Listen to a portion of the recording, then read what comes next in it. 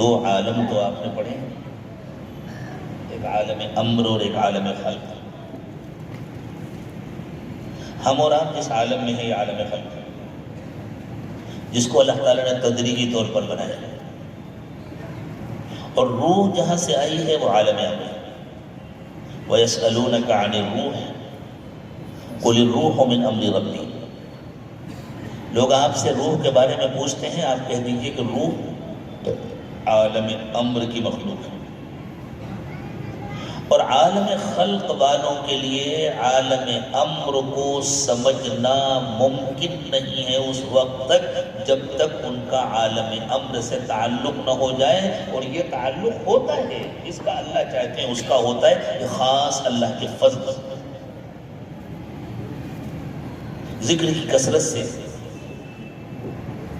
اللہ کی عبادت کی کثرت سے جب انسان کو اللہ تعالیٰ کا ایسا تعلق نصیب ہو جاتا ہے کہ اس کی روح اس کے لطیفے سے نکل کر اپنی اصل میں شامل ہو جاتی ہے، جس کو صوفیہ کی زبان میں فنا، اور پھر وہ جب واپس آتی ہے اس کو بقا کہتے ہیں، تب اس کا تعلق عالم امر سے ہو جاتا ہے۔ اور جب عالم امر سے اس کا تعلق ہو جاتا ہے اور اس کی روح پر وہاں کی تجلیات پڑنے لگتی ہیں، تو پھر اسے وہ آوازیں سنائی دینے لگتی ہیں جو عام انسانوں کو نہیں سنائی دیتی، وہ مناظر نظر آنے لگتے ہیں جو عام انسانوں کو نہیں نظر آتے۔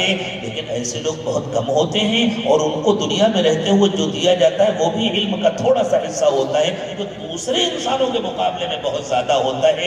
اس لیے اللہ تعالیٰ نے روح کے سوال کے متعلق ارشاد فرمایا، قُلِ الرُّوحُ مِنْ أَمْرِ رَبِّي، آپ کہہ دیجیے کہ روح عالم امر کی چیز ہے۔ وَمَا أُوتِيتُم مِّنَ الْعِلْمِ إِلَّا قَلِيلًا، تمہارا علم بہت محدود ہے، تم یہاں رہتے ہوئے وہاں کی باتوں کو نہیں سمجھتے۔ یہی وہ دو عالم ہیں جن کے بارے میں قرآن نے کہا أَلَا لَهُ الْخَلْقُ وَالْأَمْرُ، عالم خلق کا رب بھی اللہ، عالم امر کا رب بھی اللہ۔ ان دونوں کے درمیان ایک اور عالم ہے جس کا نام ہے عالم مثال۔ عالم مثال میں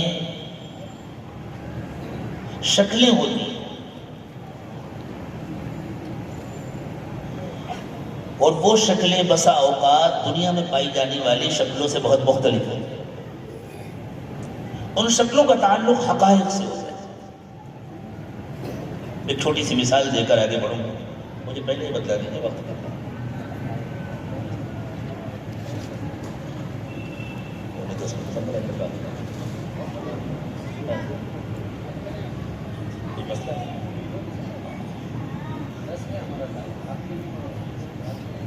اچھا ٹھیک ہے۔ تو عالم مثال میں شکلیں ہوتی ہیں جو دنیا کی شکلوں سے الگ ہوتی ہیں۔ میں ایک مثال دوں گا۔ حضرت شاہ ولی اللہ محدث دہلوی رحمۃ اللہ علیہ کے زمانے میں ہندوستان میں انگریزوں کی آمد شروع ہو گئی تھی، لیکن ان کا غلبہ نہیں ہوا تھا، ان کی حکومت نہیں قائم ہوئی۔ حضرت شاہ ولی اللہ رحمۃ اللہ علیہ نے تحریر فرمایا کہ میں نے خواب دیکھا کہ ایک بڑی بھیانک جنگ ہو رہی ہے، اور اس جنگ میں سامنے سے گندے جانور آ کر حملہ کر رہے ہیں۔ خنزیر، آپ اپنی زبان میں اس کا ترجمہ کر لیجیے گا بعد میں۔ دل نہیں چاہتا ایسی بابرکت مجلسوں میں کم از کم اپنی زبان میں اس کا نام لینے کا۔ وہ دیکھا کہ وہ جانور حملہ کر رہا ہے۔ بعد کے جو حالات بنے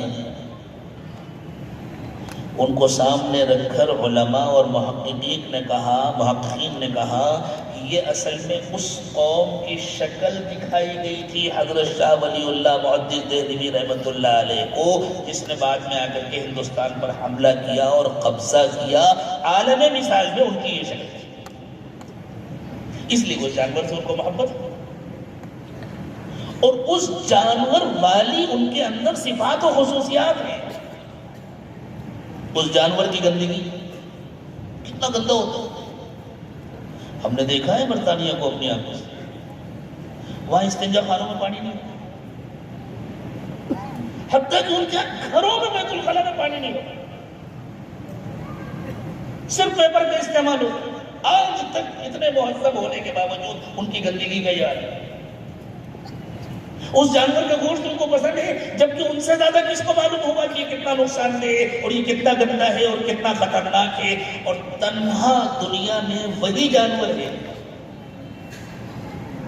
جو ہم جنس پرست ہوتے ہیں، اور آج ان کے ہاں ہم جنس پرستی کو اس قدر فروغ حاصل ہے کہ قانون کا درجہ دیا جا رہا ہے ان کو۔ تو یہ ان کی شکل تھی عالم مثال میں۔ اسی طرح ہمارے ہر عمل کی عالم مثال میں ایک شکل ہوتی ہے۔ ہمارا کوئی عمل بہت خوبصورت پھول کی شکل اختیار کر لیتا ہے، بہت خوبصورت پھل کی شکل اختیار کر لیتا ہے، اور ہمارا کوئی عمل بہت گندے جانور کی شکل اختیار کر لیتا ہے۔ عالم مثال میں ہمارے اعمال کو جو شکلیں ملتی ہیں وہ ہمارے نیتوں کی وجہ سے ہوتی ہیں۔ انما الاعمال بالنیات۔ باقی اس کی جو دوسری تشریحات ہیں میں اس وقت ان کو چھوڑ رہا ہوں، اس لیے کہ وہ آپ نے خوب سنی ہوگی اور آئندہ سنتے رہے، لیکن وہ باتیں جو عموماً ایسی مجلسوں میں نہیں آتی، دل چاہتا ہے وہ بھی آ جائیں، کبھی کبھی تو آئیں، سننے والوں کے کان ان سے بھی تو مانوس ہوں۔ اخیر میں سیدنا امام بخاری رحمۃ اللہ علیہ نے آخری روایت، آخری باب جو قائم کیا ہے، باب قول اللہ وَنَضَعُ الْمَوَازِينَ الْقِسْطَ لِيَوْمِ الْقِيَامَةِ وَأَنَّ أَعْمَالَ بَنِي آدَمَ وَقَوْلَهُمْ يُوزَنُ۔ اس پر جو فنی گفتگو ہے اس کو تو میں چھوڑ رہا ہوں، وہ ساتھ ساتھ اتنا وقت نہیں ہے اس پر کچھ تفصیلی روشنی ڈالے گا۔ ایک بہت اہم بات، امام بخاری رحمۃ اللہ علیہ کے جو تراجم میں ابواب ہوتے ہیں، وہ لگا یہ طلبہ جانتے ہیں، جو پڑھ چکے وہ جانتے ہیں، جو پڑھیں گے وہ جانیں گے انشاءاللہ۔ امام بخاری رحمۃ اللہ علیہ کی جو تراجم ابواب ہیں، جن کو اپنی ہم زبان میں کہہ سکتے ہیں، جو مختلف عنوانات انہوں نے قائم کیے ان کو تراجم ابواب کہتے ہیں۔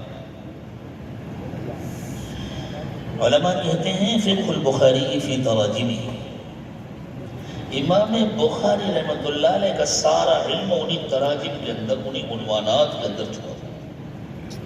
کیسا کیسا استدلال کرتے ہیں امام بخاری، کسی روایت کی کتنی گہرائی میں جا کر کیسے کیسے موتی نکال کر لاتے ہیں، وہ ان تراجم ابواب کے ذریعے بات۔ یہ جو آخری باب انہوں نے قائم کیا ہے امام بخاری رحمۃ اللہ علیہ، اور اس میں جو روایت ذکر فرمائی ہے، اس کی ایک اہمیت تو یہ ہے کہ اللہ کے نبی صلی اللہ علیہ وسلم مجلس کا اختتام تسبیح پر فرماتے ہیں، تو امام بخاری رحمۃ اللہ علیہ نے کتاب کا اختتام تسبیح پر فرمایا، سبحان اللہ و بحمدہ سبحان اللہ۔ دوسری بات یہ بتلائی کہ سارے اعمال تولے جائیں گے، اور زبان کا بول بھی ایک عمل ہے۔ جس طرح کسی کو ہاتھ سے مارا تو یہ ایک عمل ہے، اسی طرح زبان سے کچھ کہا یہ ایک عمل ہے۔ جس طرح جسم سے نماز پڑھی ایک عمل ہے، روزہ رکھا ایک عمل ہے، حج کیا ایک عمل ہے، صدقہ کیا، زکوٰۃ دیا ایک عمل ہے، اسی طرح بولنا بھی ایک عمل ہے، اور سب کچھ تولا جائے گا۔ اب کوئی کہے بول کیسے تولا جائے گا؟ آدمی نے بولا نکل گئی بات، ختم ہو گئی، تو اس کو کیسے تولا جائے گا؟ اتنی چیزیں تھیں جن کے بارے میں یہ تصور نہیں کیا جا سکتا تھا کہ ان کو کیسے تولا جائے گا۔ اصطلاحاً جن کو اعراض کہتے ہیں کہ اعراض کو کیسے تولا جائے گا، لیکن آج ان کو تولا جاتا ہے، بخار کو ناپا جاتا ہے، ٹمپریچر کو ناپا جاتا ہے۔ ابھی آپ کے شہر کا کتنا ٹمپریچر ہے آپ اپنے موبائل کے ذریعے دیکھ سکتے ہیں، ناپ تولا جائے گا، ناپ لیا گیا۔ اسی طرح عمل کو بھی تولا جائے گا۔ حضور اکرم صلی اللہ علیہ وسلم کا ایک قول نقل فرمایا امام بخاری رحمۃ اللہ علیہ نے کہ اللہ کے نبی صلی اللہ علیہ وسلم نے ارشاد فرمایا کلمتان حبیبتان الی الرحمن، دو چھوٹے چھوٹے کلمے ہیں جو رحمان کو بہت پسند ہیں، خفیفتان علی اللسان، ادائیگی میں بہت آسان ہے، ثقیلتان فی المیزان، لیکن ترازو میں بہت وزنی ہے۔ تو معلوم ہے کہ وہ تولے جائیں گے تب تو وزنی ہوں گے ترازو میں۔ یہاں اللہ تعالیٰ نے اپنے نام لینے، حضور اکرم صلی اللہ علیہ وسلم نے اللہ کا نام لینے کے بجائے اللہ کی صفت رحمان کی ذکر فرمایا ہے، کلمتان حبیبتان الی الرحمن۔ اور پھر خفیفتان علی اللسان کے کیا معنی ہے؟ زبان کے لیے بہت ہلکے ہیں۔ اور ثقیلتان فی المیزان، میزان جو بہت وزنی ہیں، ان میں آپس میں کیا جوڑ ہے؟ اس کو تو آپ چھوڑیں اساتذہ کرام کے لیے یا کسی اور وجہ سے۔ ایک اور اہم بات ہے جو عام طور سے لوگوں کے سامنے نہیں آتی، اس وقت اس کو سمجھیں۔ امام بخاری رحمۃ اللہ علیہ اپنی آخری زندگی میں بڑی سخت ابتلا میں مبتلا ہوئے تھے۔ ایسی آزمائش ہوئی تھی امام بخاری رحمۃ اللہ علیہ جب بخارا تشریف لائے تھے، تقریباً پورے عالم اسلام کا سفر کر کے اور امیر المؤمنین فی الحدیث بن کر جب آپ بخارا تشریف لائے تھے تو پورے بخارا میں باہر نکل کر آپ کا استقبال کیا۔ لوگوں نے کہا ایسا استقبال کسی کا نہیں کرا۔ اور پھر جب آپ نے درس دینا شروع کیا اور وہاں کے علماء کو آپ کی بعض باتوں پر شدید اعتراض ہوا، حتیٰ کہ آپ کو بخارا چھوڑنا پڑا، تو اس طرح چھوڑ کر کے گئے تھے کہ کوئی ایک آدمی بھی آپ کے ساتھ نہیں، نہ ایسا آنا کسی نے دیکھا نہ ایسا جانا بھی۔ ایک گاؤں میں آپ کی بہن کا بیان تھا، وہاں آپ تشریف لے گئے، وہاں رہے، اس کے باوجود مخالفت اتنی بڑھی کہ اخیر میں آپ نے اللہ تعالیٰ سے دعا کی، اللہ اب تیری زمین میرے لیے تنگ ہو گئی ہے، اب میں زمین کے اوپر نہیں رہنا چاہتا، مجھے اندر بلا لے اور بولا۔ یہ ابتلا کیا تھا اس کو سمجھیں۔ انسانوں کا ایک مزاج ہے، وہ ہر چیز میں غلو کرتے ہیں۔ جیسے اہل کتاب نے غلو کیا، اللہ تعالیٰ نے اہل کتاب سے ارشاد فرمایا یا اہل الکتاب لا تغلو فی دینکم، اے کتاب والو اپنے دین میں غلو مت کرو۔ غلو کسے کہتے ہیں؟ کسی بات کو حد سے بڑھا دینا۔ مثلا فجر سے پہلے کی 2 رکعت سنت مؤکدہ جی سنت اتنی تاکید ہے کہ علماء کہتے ہیں کہ اس کی حیثیت واجب جیسی ہے، لیکن مفتی صاحب کہیں آج سے کہ فجر سے پہلے کی 2 رکعت سنت فرض ہے، یہ فتویٰ درست ہوگا؟ اس کی وجہ سے اس سنت کا انکار نہیں کیا رہے گا، لیکن جو کہہ رہے گا یہ غلو ہے، وہ فرض نہیں، اس کا جو درجہ ہے وہی کرو، اس کی اہمیت کا انکار نہیں۔ آپ کا مدرسہ بیت العلوم بہت اہم ہے، بہت اعلیٰ درجے کی اس کی خدمات ہیں، بہت اچھی کارکردگی ہے، اللہ تعالیٰ خوب برکت دے، خوب ترقی دے، تمام حضرات کو خوب تعاون کرنے کی توفیق عطا فرمائے، طلباء کو استفادہ کرنے کی توفیق عطا فرمائے۔ کوئی صاحب کہیں ہر طالب علم کے لیے بیت العلوم میں ہی پڑھنا فرض ہے، لیکن یہ غلط ہے، یہ غلو ہے۔ بنی اسرائیل نے غلو کیا، اور اللہ کے نبی صلی اللہ علیہ وسلم نے فرمایا وہ ساری بیماریاں جو بنی اسرائیل میں ہوئی تھی وہ میری امت میں آ کر رہیں گی۔ امت بھی غلو گئی، اور ہر زمانے میں امت میں غلو ہوتا ہے۔ ایک فتنہ پیدا ہوا تھا معتزلہ کے ذریعے، خلق قرآن۔ معتزلہ جو کہتے تھے قرآن مخلوق ہے، حالانکہ قرآن اللہ کی صفت ہے، قرآن اللہ کی صفت ہے، اور جس طرح اللہ کی ذات قدیم ہے، اللہ کی ہر صفت قدیم ہے، اسی طرح قرآن بھی قدیم ہے۔ آپ کے پونا کی زبان والا قدیم نہیں ہے، 10-20 سال پرانا ہے، یہ متکلمین کی ایک اصطلاح ہے۔ وہ جو ہمیشہ سے ہے اور ہمیشہ رہے اس کو قدیم کہتے ہیں، وہ صرف اللہ کی ذات ہے، باقی ساری مخلوق حادث ہے، یعنی ایک زمانہ ایسا گزرا ہے جب وہ نہیں تھی، اور جب اللہ چاہے کہ ختم کر دیں گے، نہ ختم کرے اللہ کی مرضی، لیکن جب اللہ چاہے وہ ختم کر سکتے ہیں۔ وہ اپنی ذات سے قدیم نہیں، اپنی ذات سے ہمیشہ باقی رہنے والی نہیں۔ خود انسانوں سے اللہ تعالیٰ نے فرمایا هل اتى على الانسان حين من الدهر لم يكن شيئا مذكورا، ہر انسان پر ایک ایسا زمانہ گزرا ہے جب وہ کچھ بھی نہیں تھا۔ معتزلہ نے جو کہا کہ قرآن مخلوق ہے، قرآن حادث ہے، قرآن قدیم نہیں ہے، یہ فتنہ تھا۔ سیدنا امام احمد ابن حنبل رحمۃ اللہ علیہ نے اس فتنے کا مقابلہ کیا اور اپنی جان خطرے میں ڈال کر مقابلہ کیا۔ ایسے کوڑے لگائے جاتے تھے کہ علماء کہتے ہیں کہ اگر ایسا کوڑا ہاتھی کو مارا جاتا تو ہاتھی بیٹھ جاتا۔ انہوں نے اپنی زندگی کی پرواہ نہیں کی، لیکن اس فتنے کا مقابلہ کیا، اور بہت دنوں تک یہ سزائیں اور یہ تکلیفیں برداشت کرتے رہے، حتیٰ کہ پھر اللہ تعالیٰ نے حالات بدلے، حکمراں بدلا۔ پہلا حکمراں جو ان ظالموں کی حمایت کرتا تھا، دوسرا حکمراں آیا، باپ کے انتقال کے بعد بیٹا حاکم بنا اور اس نے ان سے حمایت چھین لی، اور پھر امام احمد بن حنبل رحمۃ اللہ علیہ کا بڑا اکرام تمام اہل سنت والجماعت کا یہ عقیدہ ہے کہ قرآن قدیم ہے، قرآن حادث نہیں ہے، لیکن بعد میں اس میں غلو پیدا ہوا، اور یہ غلو اس حد تک ہوا کہ بعد والوں نے یہ کہنا شروع کیا کہ یہ جو قاری صاحب قرآن پڑھتے ہیں یہ بھی قدیم ہے۔ بعض لوگوں نے کہا یہ جو کتابوں میں لکھا ہوا ہے، جن اوراق میں لکھا ہوا ہے یہ بھی قدیم ہے، حتیٰ کہ جس سیاہی سے لکھا ہے وہ بھی قدیم ہے، جس ورق میں لکھا ہے وہ بھی قدیم ہے۔ تو کیا ورق کو بھی خدائی صفت مل گئی ہے؟ کیا سیاہی کو بھی خدائی صفت مل گئی ہے؟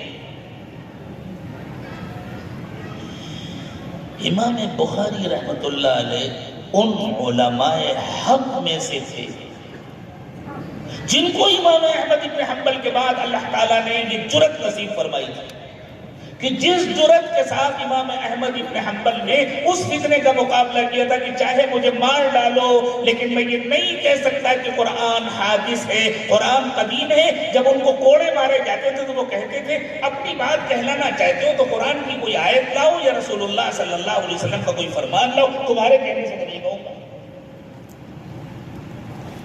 امام بخاری رحمت اللہ علیہ نے اس غلو کا مقابلہ کیا، اور یہ غلو ہمیشہ آتا ہے۔ آپ دیکھیں برا نہ مانے پونا والے، دین کی بات ہے اس لیے کہی جائے۔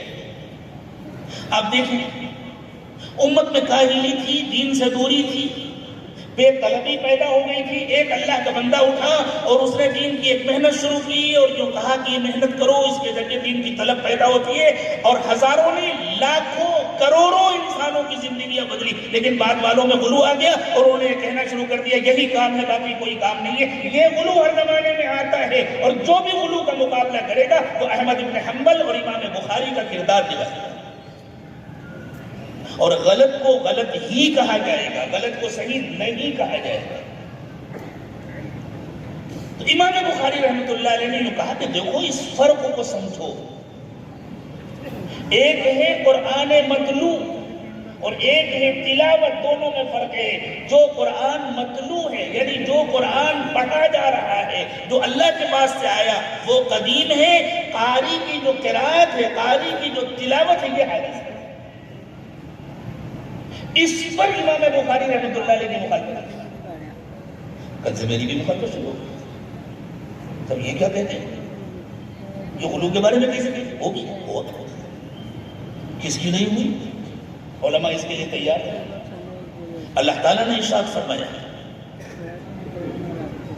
کہ ہم نے جب بھی پیغمبر بھیجے، کوئی پیغمبر ایسا نہیں جس کے دشمن ہو۔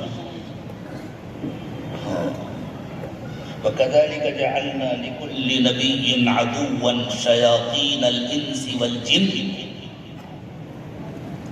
ہر پیغمبر کے ہم نے دشمن بنائے، وہ جو شیاطین ہوتے ہیں۔ تو کیسے پتہ چلے کون شیطان ہے؟ جس کے ذریعے زندگیوں میں تقویٰ آئے، آخرت کی فکر آئے، اللہ کا ڈر آئے، وہ اللہ کا کام کر رہا ہے، اور جس کے ساتھ اٹھنے بیٹھنے والوں کے معاملات خراب ہوں، اخلاق بگڑے، اللہ کا ڈر نکلے، تقویٰ نکلے، وہ چاہے جتنی اچھی بات کہتا ہو وہ شیطان ہے۔ وَكَذَلِكَ جَعَلْنَا لِكُلِّ نَبِيٍّ عَدُوًّا شَيَاطِينَ الْإِنسِ وَالْجِنِّ، ہم نے ہر پیغمبر کے لیے کچھ دشمن بنائے ہیں جو شیاطین ہوتے ہیں انسانوں میں سے اور جناتوں میں سے۔ یوحی بعضهم الى بعض زخرف القول غرورا، جو دھوکہ دینے کے لیے ایک دوسرے کو بڑی اچھی اچھی باتیں کرتے ہیں آپس میں، بظاہر وہ باتیں بڑی پرکشش ہوتی ہیں۔ یہ جو غلو پیدا ہو گیا تھا اور لوگوں نے یہ سمجھنا شروع کر دیا تھا کہ مطلوب بھی قدیم ہے، تلاوت بھی قدیم ہے، حتیٰ کہ تلاوت کرنے والا بھی قدیم ہے، اس کی زبان بھی قدیم ہے، حتیٰ کہ جہاں وہ کتاب لکھی ہوئی ہے وہ ورق بھی قدیم ہے، اور وہ دوا، وہ انک بھی قدیم ہے۔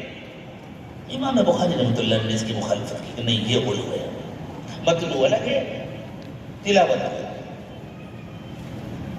اور اسی پر ان کی مخالفت ہوئی، اتنی شدید مخالفت ہوئی کہ جس شہر نے مکمل آبادی میں باہر نکل کر ان کا استقبال کیا تھا، وہاں کے حاکم نے ان سے کہہ دیا آپ یہاں نہیں رہ سکتے، اور کوئی ایک بھی ساتھ میں نہیں آیا، اور ان پر گمراہی کا فتویٰ لگا۔ لگتے رہتے ہیں ایسے فتوے، ان پر گمراہی کا فتویٰ لگا۔ اگر دین کا کام کرنا ہے تو اس کے لیے تیار ہو جاؤ، تم پر گمراہی کے فتوے لگیں گے۔ تم پر اس کے وظیفے لگیں گے کہ تم دین میں رکاوٹ ڈال رہے ہو، تم دین کے کام کو روک رہے ہو، لیکن اللہ کے لیے تمہیں ہمت کر کے کام کرنا پڑے گا۔ اللہ تمہارا نام زندہ رکھیں گے، تمہارا کام زندہ رکھیں گے، مخالفت کرنے والوں کو کوئی جاننے والا نہ رہے گا۔ تو امام بخاری رحمۃ اللہ علیہ نے آخری باب میں اس کی طرف اشارہ فرمایا ہے کہ قرآن مطلوع قدیم ہے، تلاوت قدیم نہیں ہے، اس لیے کہ تلاوت تو ایک بول ہے نا، قدیم نہیں تولا جائے۔ اللہ کی صفت تھوڑی میزان عمل میں تولی جائے گی، انسان کا عمل تولا جائے گا۔ جس طرح کوئی بھی بول، میں اتنی دیر سے گفتگو کر رہا ہوں، یہ بول ہیں، یہ بھی تولے جائیں گے۔ اسی طرح قاری صاحب جو تلاوت کرتے ہیں وہ بھی تولا جائے گا، جو نعت پڑھتے ہیں اس کو بھی تولا جائے گا۔ تو امام بخاری رحمۃ اللہ علیہ نے بہت باریک اشارہ فرمایا ہے کہ مطلوع اور تلاوت کے فرق کو سمجھو۔ ہر بول جو انسان کی زبان سے نکلا ہے وہ میزان عمل میں تولا جائے گا، اور جو کچھ تولا جائے گا وہ مخلوق ہے، جو کچھ تولا جائے گا وہ انسان کا عمل ہے، وہ اللہ کی صفت نہیں ہے۔ جو اضافی وقت دیا گیا تھا وہ بھی ختم ہو گیا، اس لیے کوئی حد نہیں، بات بھی ختم کر لیتے ہیں۔ ایک اور نقطہ سمجھو، اب پھر سے ایک مرتبہ کتاب کے اول اور آخر کو جوڑ دوں تو امام بخاری رحمۃ اللہ علیہ بحیثیت ناصح، بحیثیت مرشد، بحیثیت مزکی، امت کے تمام افراد کو یہ پیغام دے رہے ہیں۔ امام بخاری رحمۃ اللہ علیہ عالم بھی ہیں، ناصح بھی ہیں، مزکی بھی ہیں، رسول اکرم صلی اللہ علیہ وسلم کے حقیقی وارث ہیں۔ تو یہ پیغام دے رہے ہیں، دیکھو اخلاص کے ساتھ اللہ کے احکام پر چلتے رہنا، اور ہر وقت اللہ کو یاد کرتے رہنا۔ کیا پتا کون سا پل آخری ہے، کس شام زندگی کی شام ہو جائے، کس صبح زندگی تمام ہو جائے۔ ہر وقت اللہ کو یاد کرتے رہو، ہر وقت اللہ کو یاد کرتے رہو، تاکہ جب دنیا سے رخصتی کا وقت آئے تو تمہاری زبان پر اللہ کی یاد ہو، تمہاری زبان پر اللہ کی وحدانیت کا ورد ہو۔ رسول اکرم صلی اللہ علیہ وسلم نے ارشاد فرمایا، من کان آخر کلامہ لا الہ الا اللہ دخل الجنہ، جس کا آخری کلام لا الہ الا اللہ ہے، اور اگر لا الہ الا اللہ کانا کا اسم ہے تو یوں پڑھ لیں گے، من کان آخر کلامہ لا الہ الا اللہ دخل الجنہ، دونوں طرح پڑھنے کی گنجائش ہے۔ کانا کا اسم بھی ہو سکتا ہے، کانا کی خبر بھی ہو سکتا ہے۔ جس کا آخری بول لا الہ الا اللہ ہے، بس اس کو جنت میں جانا ہے۔ یہ جو اللہ کے نبی صلی اللہ علیہ وسلم نے دو کلمات بیان فرمائے، سبحان اللہ و بحمدہ سبحان اللہ العظیم، اس میں الوہیت کا مکمل بیان ہے۔ سبحان اللہ و بحمدہ میں لفظ سبحان اللہ میں اللہ کی تسبیح ہے، و بحمدہ میں تنبیہ ہے۔ اللہ کی ذات بے عیب ہے، اللہ کی ذات میں، اللہ کی بات میں، اللہ کے کسی حکم میں، اللہ کے کسی فرمان میں کوئی کمی نہیں، کوئی عیب نہیں۔ اور جب اللہ کی ذات میں کوئی عیب نہیں ہے تو صرف اللہ ہی قابل تعریف ہے۔ اور اللہ کوئی معمولی نہیں ہے، اللہ بہت عظیم ہے، بہت بلند ہے، بہت عالی مقام ہے۔ سبحان اللہ العظیم، اللہ کی ذات بے عیب ہے اور اللہ بہت عظیم ہے، بہت۔ تو پہلے جملے میں تسبیح ہے، دوسرے جملے میں تنبیہ ہے، تیسرے جملے میں تعظیم ہے۔ اور جس میں یہ تینوں صفات جمع ہو جائیں وہی تو الوہیت کا حقدار ہے، وہی تو معبود حقیقی ہو سکتا ہے۔ اس کے علاوہ کون معبود ہو سکتا ہے؟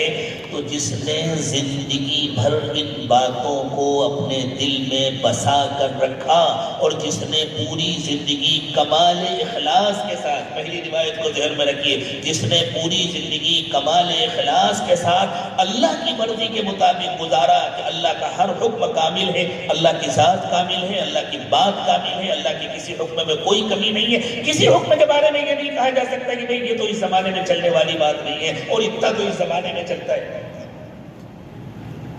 کیا ہمارے ساتھ بیٹھے ایک دوست، انہوں نے ایک قصہ سنایا، برطانیہ میں تھے کسی زمانے میں، ہمارے ہندوستان کی ایک مسلمان لڑکی جو برطانیہ ملازمت کے لیے گئی ہوئی تھی، اس کی ملاقات ہو گئی تو اس نے نام لے کر کے کہا کہ میں یہاں ہوں، اور بہت دنوں تک میں نے احتیاط کی کہ پتہ نہیں ذبیحہ ہے یا نہیں ہے، اور صرف ویج پر اکتفا کیا، نان ویج سے، اور اس کے بعد تو بتائیے بغیر گوشت کے کیسے چل سکتا ہے۔ بس میں نے اللہ کا نام لے کر کھانا شروع کر دیا، اور میں نے اپنی امی کو فون کیا تو امی نے کہا کہ نہیں دین میں اتنی گنجائش تو ہونی چاہیے۔